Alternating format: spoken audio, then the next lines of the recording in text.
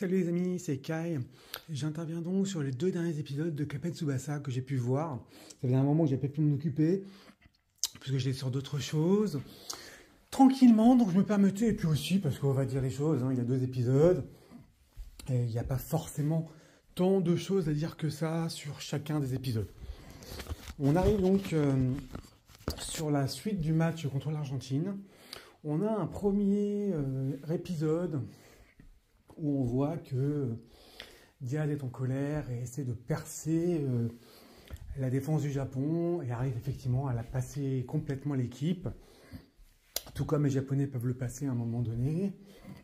Et il va tenter différentes attaques afin de rajouter un but au Japon. Le problème qui se pose, c'est que Tsubasa et Diaz se neutralisent l'un à l'autre. Donc à partir de là, ils se neutralisent l'un et l'autre. Donc forcément, vu que ce sont eux les buteurs et qui marquent le mieux pour les créateurs de jeu, bah forcément on se retrouve dans une situation où le jeu est un peu bloqué, quelque part. Et c'est là qu'on va arriver sur le côté jeu collectif.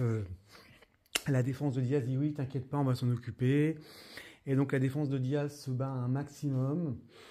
On en a la même chose de la défense japonaise, donc Chapin se bat.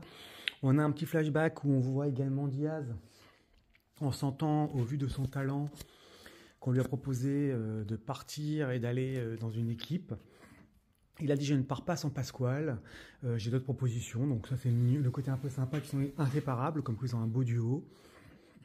Donc devant différentes manœuvres, où au final on va avoir un Diaz qui va finir par réussir à marquer à Wakashimatsu sur une sortie mal gérée du coup. On va avoir le Japon qui va se retrouver à nouveau en difficulté, puisque le jeu est complètement bloqué, puisque comme je disais, Diaz poursuit Tsubasa, et on a des duels entre les deux, donc ça se poursuit. Et c'est là qu'on va avoir un petit passage très sympathique, on va voir Matsuyama monter de la défense à l'attaque pour se rajouter à l'attaque, pour pouvoir permettre de créer une occasion au niveau du Japon. On va avoir une très belle scène où Diaz pense pouvoir l'arrêter, mais comme il a une très belle maîtrise de balle, à un moment quand Diaz essaie de faire un tacle, il va le tenir avec ses 2 genoux le ballon et ainsi empêcher de lui faire piquer la balle. Et grâce à ce jeu de passe avec Tsubasa, Misaki, Yuga, ils vont finir par réussir, c'est Yuga qui va finir par marquer. Et donc on arrivait à un score de 4-2, Japon-Diaz, où on voit que tous les joueurs sont en stand-by, qu'à un moment donné, on a vraiment l'impression que ça ne va pas évoluer plus que ça.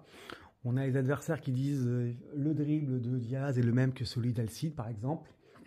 Bon, c'est quand même dire qu'ils avaient un peu oublié le dribble de Misaki aussi, plutôt, ou de Tsubasa, mais bon, admettons. Donc on va arriver sur tout ça, donc un petit peu un enchaînement d'occasions ratées, où on va voir que toute personne qui ose tirer dans les cages, hormis Diaz et Tsubasa, n'a pas assez à marquer. On va voir Sano qui va essayer, on va voir Pascal qui va essayer, enfin, de part et d'autre, chacun va essayer. C'est grâce à l'arrivée de Matsuyama et le tir du Yuga qu'on va réussir à avoir ce 4e but. Et donc, là, nous avons notre coach japonais qui hésite à faire rentrer ou Sawada ou Mizugi afin d'aider Yuga. Et on va se retrouver au final de cet épisode avec un Mizugi qui va rentrer, avec le plaisir de voir toute l'équipe qui est ravie de voir Mizugi revenir. Puis on va entraîner sur le prochain épisode où là c'est spécial Mizugi. Alors c'est celui-là que je dis qu'il n'y a pas grand-chose à dire, parce qu'en vérité, dans le dernier épisode, il ne se passe pas grand-chose en vérité. On a beaucoup de flashbacks concernant Mizugi. Énormément de flashbacks, il est très très bon, ça pourrait être le meilleur joueur s'il n'était pas cardiaque. Enfin, là, il faudra nous éclaircir parce que de mémoire, à la fin, après la 2e finale et même les derniers matchs, il était censé aller à l'étranger se faire opérer le cardiaque du cœur. Donc, pour moi, il est plus censé l'être. A fortiori, dans les prochains arcs tels que Golden 23 ou même juste avant la World Youth et Rising Shield, Rising Sun, on est quand même, on va avoir un Mizuki qui va être cardiaque un peu, plus cardiaque, plus de nouveau cardiaque. Donc à un moment, on va quand même se décider sur ce sujet-là, parce qu'il était quand même censé être parti à l'étranger pour être soigné. Donc, au-delà de ça, il va arriver, il va faire sa petite transition, intervenir. Alors, on a une belle scène où il se dribble toute l'équipe de l'Argentine. On ne sait pas vraiment s'il pense à voix haute ou s'il dit les faiblesses qu'il a découvertes, parce que du coup, le fait d'être à l'extérieur du jeu, il a pu découvrir les faiblesses de chacun des joueurs. Lui, il n'est pas bon pour ça, lui, il n'est pas bon pour ça. Alors là, ça reste un mystère, parce que soit il est super doué, il est dans sa tête, mais s'il est dans sa tête, comment le commentateur dit « Ah, Mizugi passe en revue chacun des joueurs ». Donc ça voudrait dire que Mizugi est en train de crier en plein pendant son match les faiblesses de chacun des joueurs argentins.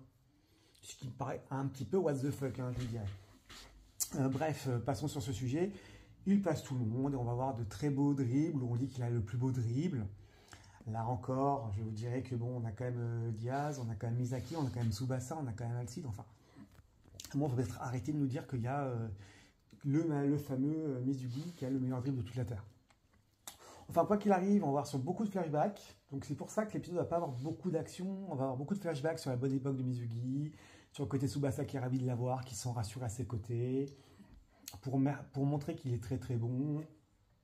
Et on va arriver donc sur des jeux un petit peu défensifs de chaque côté. Toujours Tsubasa et Diaz qui sont neutralisés. On va avoir Yuga aussi qui est neutralisé, Misaki qui est neutralisé. Mizugi va réussir avec une très belle manœuvre après avoir fait un échange de dribbles avec Misaki et Tsubasa. Et là encore, hein, qui est très intéressant comme scène. Il va finir par finaliser avec une bicyclette et donc réussir à marquer au goal. Et donc on arrive au 5e but du Japon face à l'Argentine. Donc on est sur ce qu'on avait attendu dans le manga. Donc que dire sur ces 2 épisodes? Un premier épisode un peu dense, qui marque quand même la neutralité de chaque équipe, la neutralisation de chaque équipe. Un deuxième épisode beaucoup plus axé sur juste Mizugi, mais qui ne nous apprend pas grand-chose, hormis les flashbacks déjà vus. Des graphismes depuis ces 2 derniers épisodes que moi j'ai trouvé un petit peu en deçà hein, de ce qui a été fait avant. C'est un peu moins dynamique, mais ça reste intéressant. Donc on est sur 2 épisodes de fin de match avec l'Argentine qui va permettre de bien finir en beauté. Mais pour moi, ces 2 épisodes allaient ensemble, ils ne pouvaient pas faire l'un sans l'autre. Donc nous sommes là-dessus. Bel épisode, Mizugi qui a droit à son quart d'heure de gloire, donc tant mieux pour lui. On verra la suite. Donc voilà, épisode simplement intéressant de transition. Il fallait bien finir le match avec l'Argentine à un moment donné.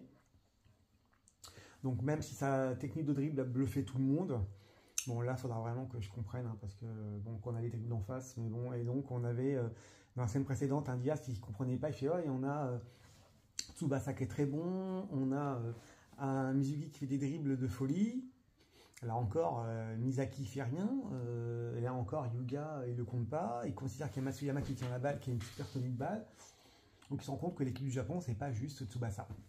Donc c'est toujours intéressant de le dire. Mais on est sur un épisode assez intéressant, pas forcément full action, pas forcément ultra dynamique, mais qui sert le propos. Donc voilà, ce que je pouvais dire, c'était 2 derniers épisodes de Tsubasa.